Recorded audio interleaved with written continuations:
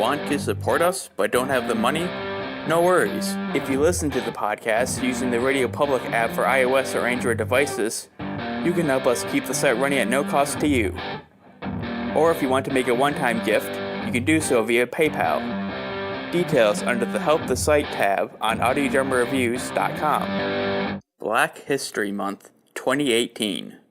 Performed by LA Theater Works in 2004 and released on Audible in 2005, this stage play turned audio drama captures the theater atmosphere while still being an experience a theater of the mind fan can enjoy. America's favorite pastime and African Americans in sports, an origin story. The plot of Mr. Rickey Calls a Meeting is both complex and simple. Like the first season of The Bright Sessions, it's more of a conversation than an actual story. In fact, there's a frame narrative at the beginning telling the listener the basic setup for the story. He makes it clear that those expecting a story will be disappointed as it's just a meeting. While the character may sell the play short, it's not true for a 21st century audience. Again, there are dozens if not hundreds of audio dramas which make do with the simple concepts and amazing executions. King Falls AM is such an example. Perhaps in the late 80s and early 90s, people's opinions on story differed, and what we consider bad now was good then. Maybe the claim is intentional and enhances the story by lowering our expectations. Whatever the reason, the meat of the story and the performances are what make this production come to life. The story's premise is about whether African-American baseball legend Jackie Robinson will be signed to the Brooklyn Dodgers after being in the minor leagues for several years. He'd be the first black baseball player in the majors. Mr. Rickey, the owner of the Dodgers, is the protagonist of the story, played by Ed Asner from Potter Burns and Jabba the Hutt in The Return of the Jedi. The character of Mr. Rickey is complicated. You understand where he's coming from, and he's not an apparent racist like many in the Cold War era. He wants to integrate the two races into the major leagues, as he opposes the separate but equal slogan, which led to so many locations in the US doing exactly the opposite.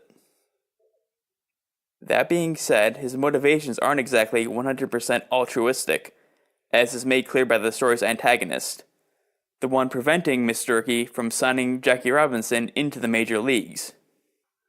Like life itself, the competing ideologies of Branch Rickey and political activist Paul Robeson butt heads hard and often, giving the whole utilitarian viewpoint of the ends justify the means a whole new perspective.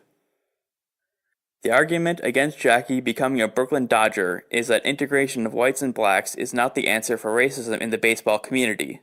Instead, Mr. Robinson says an all-black team would be a better way to show support for the African-American population. Mr. Rickey argues the time is right for a black ball player to join a white team, to which Paul retorts, "Why Robinson? Why not the other players who have come before?" The argument goes back and forth for most of the play, and the performances of Ed Asner and Carl Lumbly as Branch Rickey and Paul Robeson respectively are top-notch. Both actors enhance and contort their characters' claims through sheer skill of their performance. You become entranced in their shouting match that you begin to wonder why they're fighting in the first place. They both want the same thing, but their methods on how to achieve it are opposites of each other. It gets to the point where you're emotionally invested in one or both of these characters' sides, but can't put your finger on why logically. The trajectory of the argument mentioned above is truly a gross simplification of a complex idea.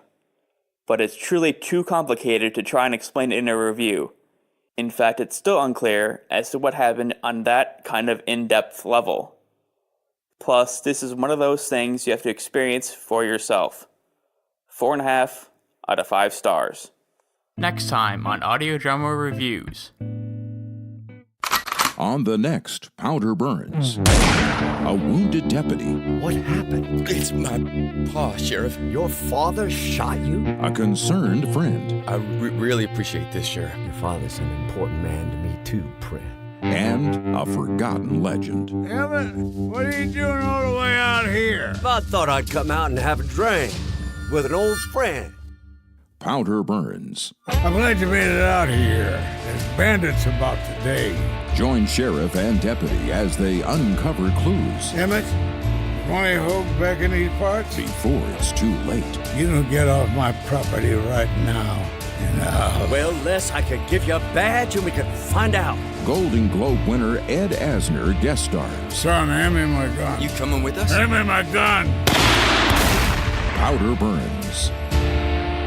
Sheriff, he's gonna be armed. He won't shoot a blind man. He'll shoot anybody he doesn't know. Next.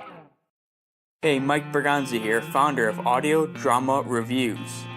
If you like what you heard, consider following us on Twitter and Facebook, subscribing to our YouTube and SoundCloud channels, and last but not least, our Patreon and iTunes accounts.